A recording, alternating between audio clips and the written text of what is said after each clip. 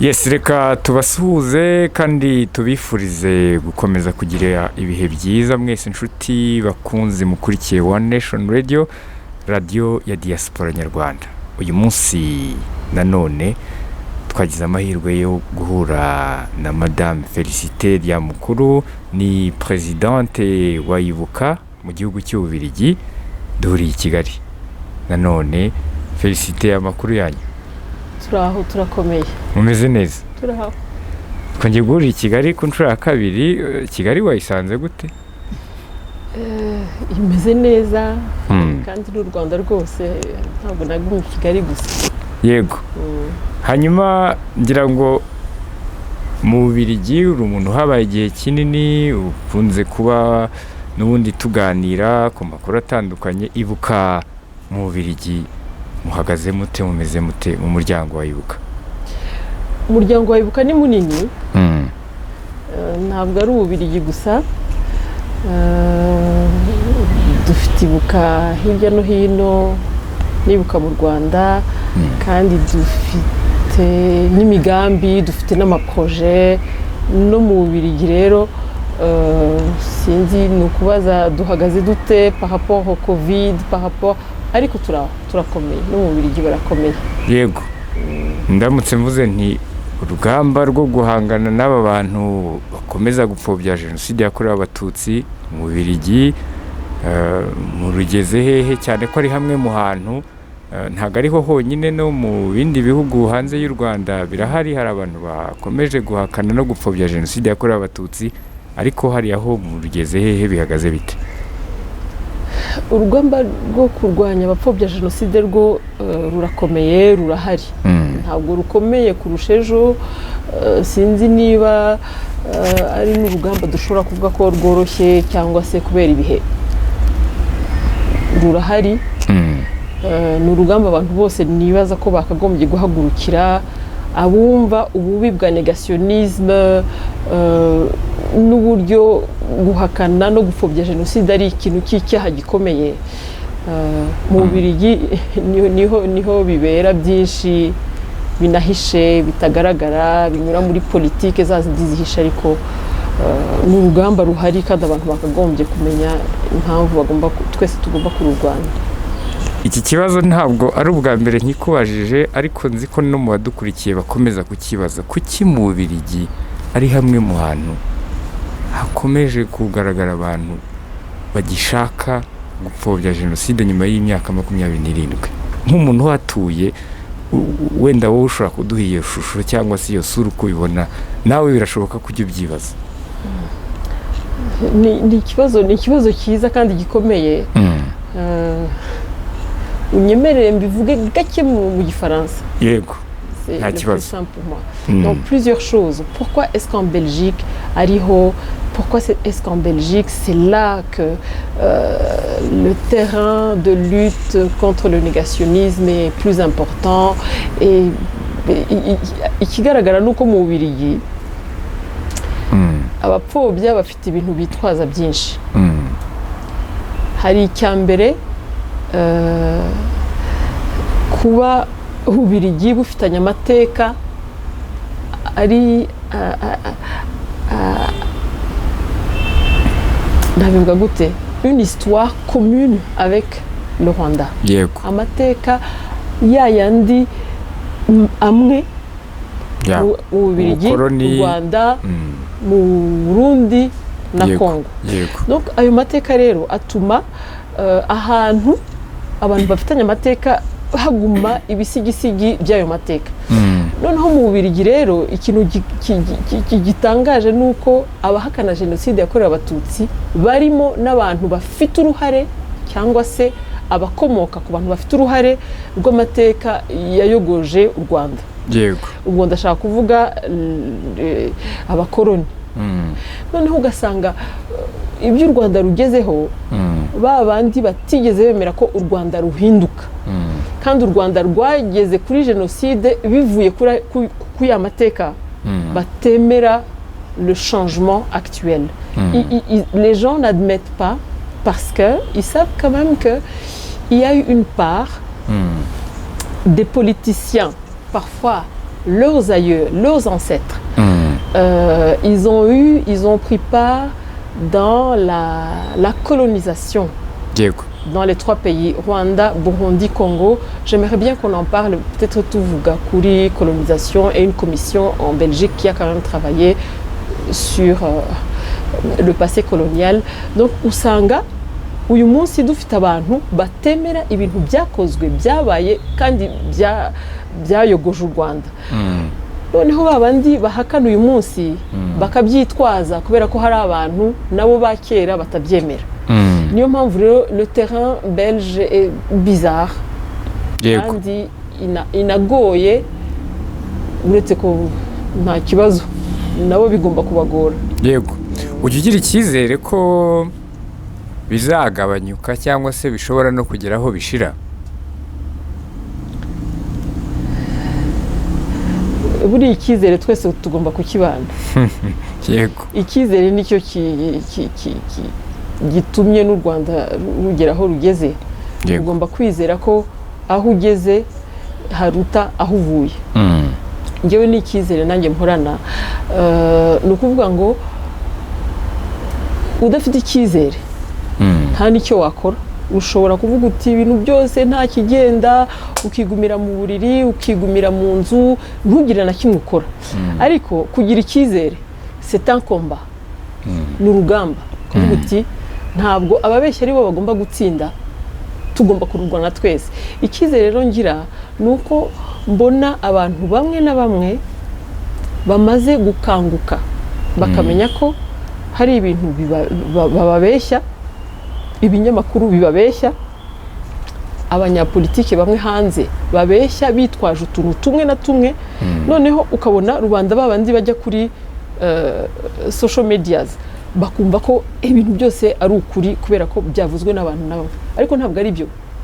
Ntabwo ari byo. Hari abantu bamaze kubimenya, bazi ko iyo umuntu yamaze gusobanukirwa akamenya amateka y'u Rwanda, akamenya, kandi ntabwo ari ibintu tugomba kwirukankira. Umuntu abikora yitonze step by step. Yego. Ukaganira n'abantu bashobora kumva bazi amateka kuturusha. Hari ubwo muzi ko hari abantu baturusha amateka muri aba bazungu tubana hanze, ariko bakayagoreka babishaka. Ariko hari n'abandi bazima babyumva. Ibyo rero ngewe bimpa icyizere. Yego. Turi radiyo ya diaspora, hari abantu bamwe muri kano kanya bakurikiye kino kiganiro wenda bo batabashije kugira amahirwe yo kugera mu Bubiligi, ariko nk'umuntu uhatuye, wowe urahazi, uhabaye igihe kinini, hari amakuru ajya avugwa tugira ngo wenda abantu banabimenye. Hari abantu bajya bavuga ko mu Bubiligi uyu munsi wa none hari karitsiye umuntu niba ari umututsi adashobora kubasha kugeramo kubera ko ari karitsiye irimo abantu bagifite ideoloji cyangwa se ingengabitekerezo. Ibyo bintu nibyo, ayo makuru niyo? Umva buriya impuha zishobora kuba nyinshi ariko zikaba verifiye n'abantu wenda bamwe bake babizi babibaye hafi. Ariko buriya baravuga ngo mu Kinyarwanda baravuga ngo nta kabura imvano. Ou en français, il n'y a pas de fumée sans feu. Donc ça veut dire que hari abantu les gens, des personnes qui ont subi ibintu bimwe na bimwe mu makartier amwe namwe. Ariko ngewe icyo navuga nuko Ububiligi ni igihugu kigenga kandi gifite kigendera ku mategeko. Kigendera ku mategeko, gifite demokrasi, igihugu gifite ibintu bigaragara bigenderwaho. Yego. Niba nta birego byabaye depose, urumva ibyo twavuga byose ntacyo byaba bimaze. Ariko tuzi yuko hari ukuntu bagira gutya bakishyira hamwe wenda kugira ngo bagire uwo intimida, mais si ça ne sort pas à un niveau clair et juridique et avéré, avoué, tout ce qu'on dirait ne servirait à rien. Kiyo ndashaka kuvuga wenda ku kantu gato. Kabiri nigeze kudepoza ibirego bya menace, bya bindi les menaces ushobora kumva kuri social media, ukumva umuntu aravuga ngo babafate kubera ko kanaka i Kigali byagenze gutya, bamufate abana babo nabo mubagire gutya. Ibyo ngibyo ntabwo ushobora kuvuga ngo j'ai reçu un WhatsApp abantu bavuze no urabifata ukabijyana ukadepoza ikirego yego iyo cyamaze kwakirwa na police bigaragara ko nyine au moins il y a quelque chose qui est une preuve tangible buriya tugomba natwe kwirinda kuvuga ibintu bidafite gihamya yego bidafite preuve kuko bituma nabo baguma mu byo bashobora gukwiza nk'impuha noneho kugira ngo bakange ariko nibaza ko niba tuvuga kuri négationnisme ntabwo tugomba gukangika ngo tugire intimidation il faut travailler en profondeur il faut continuer à informer il faut pas se laisser faire parce que se laisser faire c'est les laisser faire yego hari raporo iherutse gusohoka mu minsi mike ishize raporo ya Commission Congo wayitubwiraho nayo ifite amapaje menshi ntago nari nayisoma yasohotse ngewe ndi hano kandi mfite akazi yego ifite amapaje agera hafi kuri 700 ariko nibaza ko mwibuka uburyo twebwe twanze no kugira icyo twakorana nabo muri iyo rapport kuko twaberetse impamvu ki tutemera umuntu w'umu expert bafashe kuko expertise ye nta hantu na hamwe yagaragaraga ko yaba afite ikintu aje gukorera objectif y'iyo rapport iyo rapport yari igamije gusuzuma amateka ya passé colonial belge ni ukuvuga u Rwanda u Burundi na Congo kandi iyo rapport ubundi babanje kuyita Congo Commission la Commission Congo urebye rero tubisubiye inyuma ni ukuvuga ngo iyo rapport yashaka kuvuga le passé colonial belge au Congo ariko hakaba harimo le Rwanda et le Burundi qui étaient des sous tutelle ou alors sous surveillance belge. Diego. Dans Mateka, le Rwanda et le Burundi, c'était pas vraiment des colonies en tant que telles, ariko naho hari passé colonial. Icyo gihe rero twababwiye yuko niba bashaka gusuzuma amateka ya passé colonial belge mu Rwanda, mu Burundi no muri Congo, il est important de prendre les experts. Les experts qui connaissent l'histoire, qui apportent expertise yabo, gufata umuntu nka Loruwase, c'était risible. Byari ibintu bishekeje, turavuga tuti no we ntago mushobora gufata umuntu uri muri mouvance y'abantu bapfobya bahakana génocide yakorewe abatutsi, une militante wo muri Jambo ASBL, et en plus ufite des ambitions politiques. Nta hantu na hamwe yari afite expertise muri iyo commission. Barabanza bahajyamo négociation bakatubwira bati noneho bigeze aho tubona ko ari position ngewe banabimbwiye byeruye. Le président w'iyo commission arambwira ngo na mahitamo bagize les choix politiques pour une autre perspective de la diaspora. Twumva rero ko bemeje gufata umuntu uri muri parti y'abakirisitu bo mu Bubiligi bafite ya mateka ya kera ya passé colonial. Turabyihorera turavuga tuti ntabwo tuzi bizavamo, tuzabareka bakore ibyo bashobora gukora. Yego. Urumva?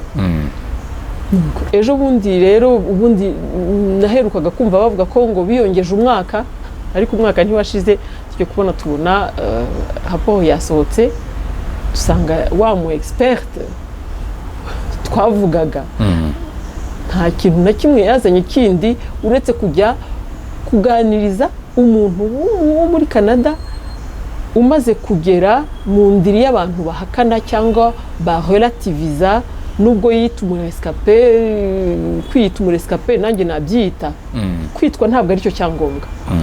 Nubwo waba uri umurescape ntabwo biguha uburenganzira bwo kuza gutangira kugereranya ibintu byabaye harabaye genocide.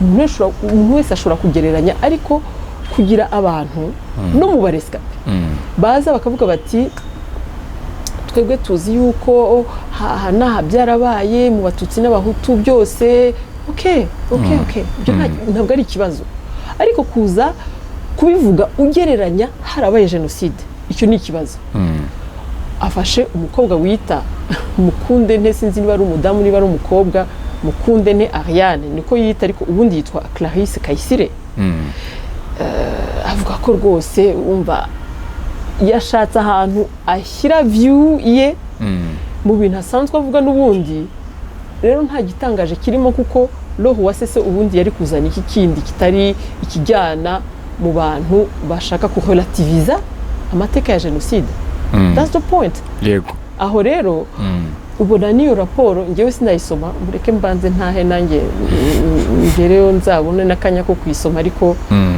ku byerekeye u Rwanda nta kintu na kimwe roho wase yazanyemo byanagaragaje ko nta kintu azi ku mateka nicyo yashoboraga kuzana ku byerekeye iyo raporo yego ubwo bihise bituma nanone ngana ku kindi kintu Paul Rusesabagina ari mu Rwanda arafunzwe ndetse aherutse no gukatirwa imyaka 25 ariko hari abantu bakomeje kuvuga ko umubano w'u Rwanda n'Ububiligi ushobora kuzamo ikibazo kubera ko hari abifuza ko afungurwa cyangwa se asubizwa mu Bubiligi nk'umuturage waho ufite ubwenegihugu cyangwa yanahakanye ko atari umunyarwanda ariko wowe bibona uti ukurikira bino bintu ku mbuga nkoranyambaga nk'umuntu n'undi nawe uba mu Bubiligi iyo ubona hari ikibazo bishobora guteza umubano w'u Rwanda n'Ububiligi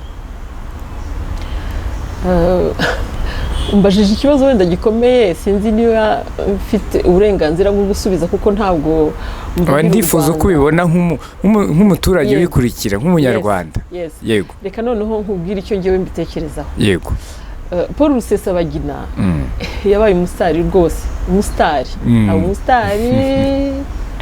akora filime ajya Hollywood abona amafaranga menshi sinzi ko yasangiye n'abandi wenda yashakaga kuvugira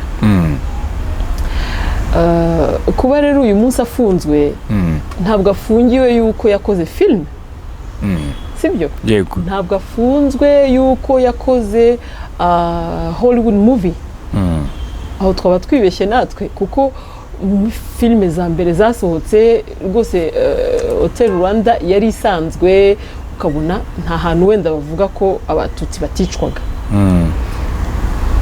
ariko ibyakurikiyeho twebwe ntabwo tubizi uko byagenze nta nubwo tuzi uburyo yaje noneho kugira les ambitions politiques yo kumva yuko ashobora kuza guhindura u Rwanda no kuruha uburenganzira ntawe mbyibutsa nta n'uwo mbibwira ariko twese twabonye les videos zonyine uzi ko buriya imanza zirasetsa ariko imanza buriya ni ngombwa imanza zirasetsa kubera iki kubera ko iyo wumvishe une video y'umuntu uvuga ngo we Rwandans we are going to do this and that and that and that yavuze ko ari umunyarwanda yagira mu rubanza akavuga ngo I'm not Rwandan uravuga uti comment ça se fait ko umuntu wari uyoboye abantu avuga ngo twiyemeje ko ngo tous les moyens possibles zanze n'izimishyikirano nkaho yashyikiranye nande ati noneho ubu twiyemeje gutera au fait iyo byumvise kuri social medias uravuga uti c'est fini wenyine yikondanye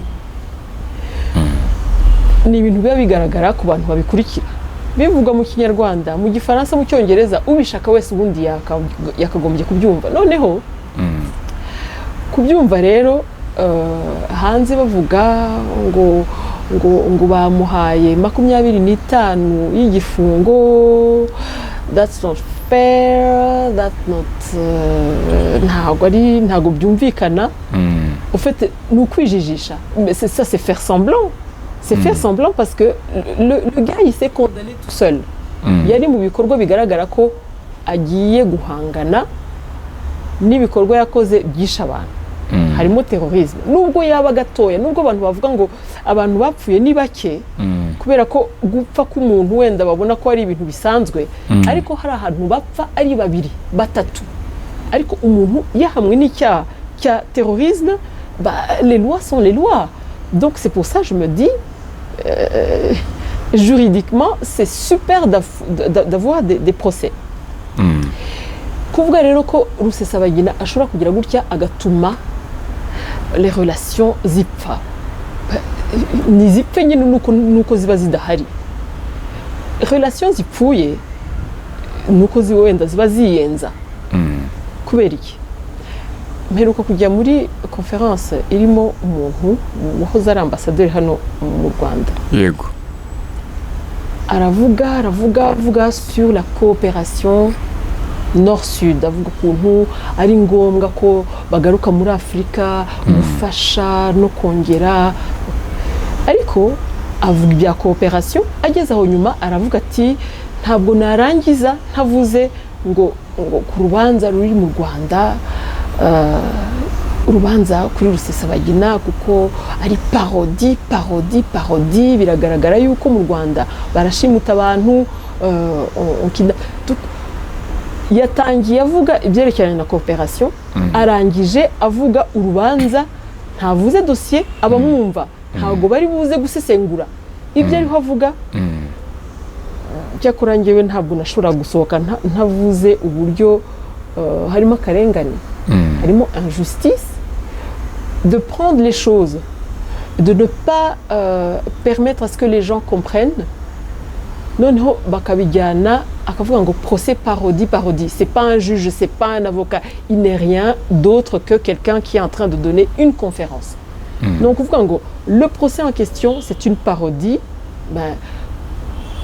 muri salle nta bantu barimo il y a personne qui va lui demander qui êtes-vous pour dire que c'est une parodie urumva aho rero kuvuga ngo si les relations nkuko warumbajije les relations vont se briser à cause d'une personne c'est une injustice njyewe ndabivuga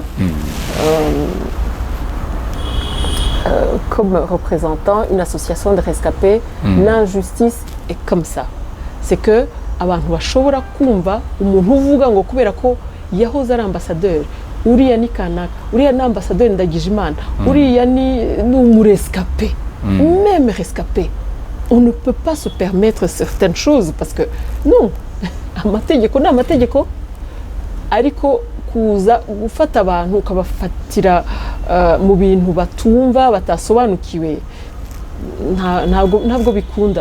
ntabwo bikunda iyo ni injustice rero niyo mpamvu abantu bakagombye gusobanukirwa iyo ari amategeko umuntu agahanwa ifo ko bumva n'ukuntu byagenze bavuge niba u Rwanda rwamurenganyije hehe byagenze gute ese kubera iki ese kuki batareba abo yarenganyije kuki batareba abantu bishwe n'ibitero bya Rusesabagina ese yigeze abihakana abaza kumufasha no kumutera inkunga izo nkunga ntazo mbona wese yateye bandi inkunga yego ese muzi yuko hari abantu barokokeye hariya badafite n'ijambo badashobora kuvuga kuri Rusesabagina ko yarageze Hollywood c'est grave yego Felicité reka dusoreze kuri iki kintu ku butumwa ushobora guha abanyarwanda by'umwihariko bari muri diaspora ariko nanone by'umwihariko bari mu Bubiligi umuntu ukuriye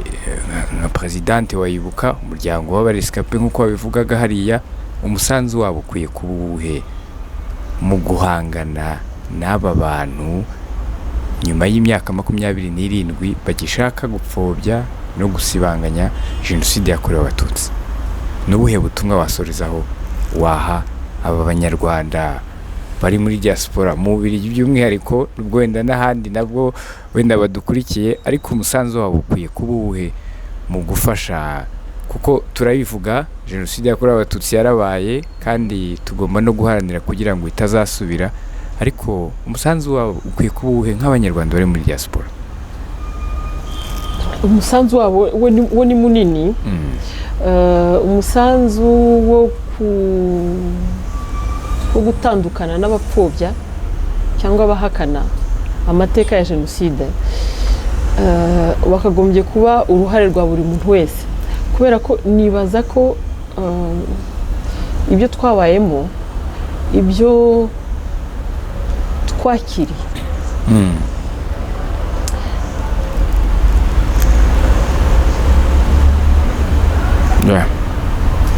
ihangane kuko buriya muri jenoside harimo kwiyakira kwiyakira ukemera ko ibintu byabaye ukemera ko wabuze abantu bose sibyo ukemera ko nta bintu uzagarura uzahindura ariko guhakana ibyabaye ni amakosa ni icyaha kibi gikomeye ngewe singisuporta yego urumva ikintu ngewe rero navuga kiri simple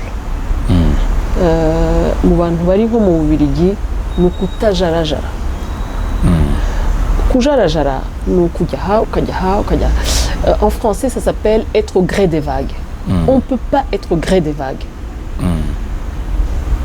kubera ko amazi yakubise gutya ugiye gutya on ne peut pas être au gré des vagues par rapport à l'histoire kujarajara ni ibintu abantu bakagombye kuvamo ujarajaye njyewe namumenye nubwo yabarinde il faut rester droit correct intransigeant par rapport à l'histoire point ubwo ubundi buriya amateka niyo azaducira urubanza amateka aducira urubanza n'ukuntu twayitwayemo nibyo byonyine navuga abantu bareke kujarajara ntabwo ari ukuri umurescape erega umurescape ntabwo ari hejuru y'amategeko cyangwa munsi yayo abantu bose barareshya iyo igihugu kigendera ku mategeko il faut être correct rester droit ariko njyewe narokotse jenoside yakorewe abatutsi ariko sinumva ko ari ikintu ngomba gushyira imbere ku muturage wundi usanzwe ariko ku bintu byo gukora ibintu umuturage wese yakora tugomba kujya twese ku murongo umwe ariko uje kwishyira hejuru ngo kubera ko uri umurescape aho uba watandukiriye amategeko agufashe aguhane kabisa we warakoze jenoside noneho abantu bakaza bakavuga bati nyamara yasabye imbabazi noneho nk'uriya duheruka kumva wari wishajije Rashid avuga ko azi amateka nta muntu ujya hejuru y'amateka cyangwa munsi yayo amateka ce sont des vérités avérées et avérées c'est tout il faut pas kujarajara abarescape bose twakagombye kureka kujarajara tukaguma turi ku murongo ngenderwaho igihugu aho kigeze turabibona kubihakana ni ikibazo yego reka tugushimire cyane mu mwanya muto wari ufite kuba wemeye kongera kuganira natwe hanyuma kandi tunakwifurize kuzagera mu Bubiligi amahoro ndetse kandi ubu uzaba duheye intashyo abanyarwanda bahatuye muba muri kumwe murakoze cyane ubwo reka mbwira abari badukurikiye ko twaganiraga na Madame Félicité ni Présidente wa Ibuka mu Bubiligi twaganiraga ubwo mwakurikiye ikiganiro hanyuma ubwo reka dukomeze tubifuriza ibihe byiza naho